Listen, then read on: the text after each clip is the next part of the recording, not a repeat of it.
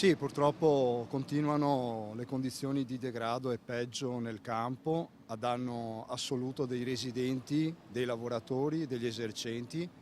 Siamo oramai fuori controllo da qualsiasi punto di vista e purtroppo non possiamo più permetterci di sopportare una condizione che le istituzioni stanno letteralmente abbandonando a se stessa. La rabbia dei residenti scoppia in maniera fragorosa dopo un martedì grasso da incubo. Inutili i tentativi del comune di decentrare la festa all'Arsenale. Nell'ultima notte del carnevale migliaia di giovani si sono riversati in campo Santa Margherita spontaneamente per festeggiare e stare in compagnia.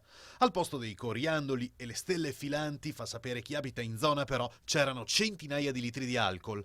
La situazione è degenerata velocemente, non si può parlare di semplice divertimento. Che se divertimento significa andare a urinare sulle porte di casa o peggio defecare, consumare ogni tipo di droga o peggio fare magari degli atti vandalici, questo ci permettiamo di dire che non è divertimento, è qualcos'altro che poi compete a qualcuno diciamo al di sopra di noi.